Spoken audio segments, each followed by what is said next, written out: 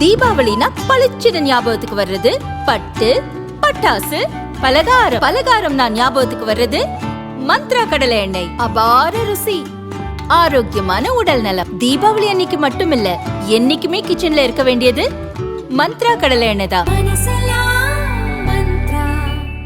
முத்துராமலிங்க தேவர் குரு பூஜை மற்றும் ஜெயந்தி விழாவை ஒட்டி ராமநாதபுரம் பசும்பொன்னில் உள்ள அவரது சிலைக்கு அதிமுக பொதுச் செயலாளர் பழனிசாமி மாலை அணிவித்து மரியாதை செலுத்தினார்.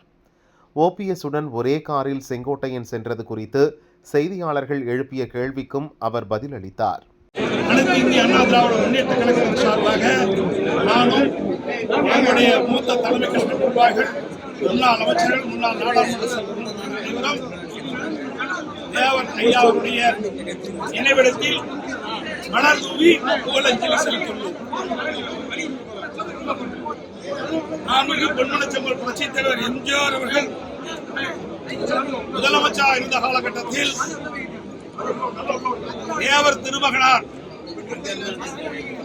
பிறந்த நாளை ஜெயந்தி விழாவை அரசு தரப்பில் கொண்டாடப்படும் என்று அறிவிக்கப்பட்டவர் பொன்மனச்செம்மல் புரட்சித் தலைவர் எம்ஜிஆர் அவர்கள். தேசியமும் தெய்வமும் தனது இரு கண்களாக கொண்டு வாழ்ந்தவர் தெய்வ திருமகனார் பசும்பொன் தேவர் ஐயா அவர்கள். பொன்மனச்செம்மல் புரட்சித் தலைவர் எம்ஜிஆர் அவர்கள் தேவர் ஐயா அவர்களுக்கு புகழ் சேர்க்கின்ற விதமாக சட்டமன்ற வளாகத்திலே முழு உருவப்பட தேவர் ஐயாவுடைய முழு உருவப்படத்தை திறந்து வைத்து அவருக்கு புகழ் சேர்த்தினார்கள். புரட்சித் தலைவி அம்மா அவர்கள்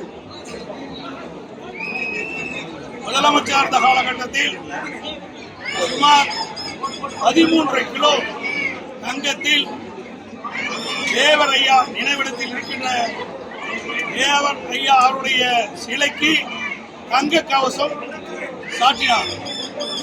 அதேபோல இதை புரட்சித் தலைவி அம்மா அவர்கள் தேவர் ஐயா அவர்களுக்கு புகழ் சேர்க்கின்ற விதமாக நந்தனத்தில் முழு உருவ திருவுருவச்சிலையை நிறுவி தேவர் ஐயாவுக்கு பெருமைப்படுத்தினார். தேவர் ஐயா அவர்கள் தன் வாழ்நாளில் மக்களுக்காக பல்வேறு போராட்டங்களில் கலந்து கொண்டு சுமார் 4000 நாட்கள் சிறையிலே இருந்தவர். தேவர் ஐயா அவர்கள் நாடாளுமன்ற தேர்தல், அருப்புக்கோட்டை நாடாளுமன்ற தேர்தல், முதுகுளத்தூர் சட்டமன்ற தேர்தல், 2 தேர்தலிலும் தேவர் ஐயா அவர்கள் ஒரே நேரத்தில் போட்டியிட்டு அருப்புக்கோட்டை நாடாளுமன்ற தேர்தலில் வெற்றி பெற்றார். முதுகுளத்தூர் சட்டமன்ற தொகுதியில் வெற்றி பெற்று மக்கள் செல்வாக்கு மிக்க தலைவர் என்று அந்த காலகட்டத்தில் நிரூபித்து காட்டியவர்.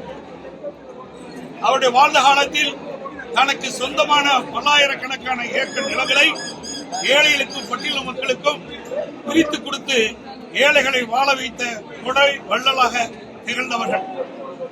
எப்படி பேருக்கும் புகழுக்கும் உரியவர் நம்முடைய மரியாதைக்குரிய தேவர் ஐயா அவர்கள்.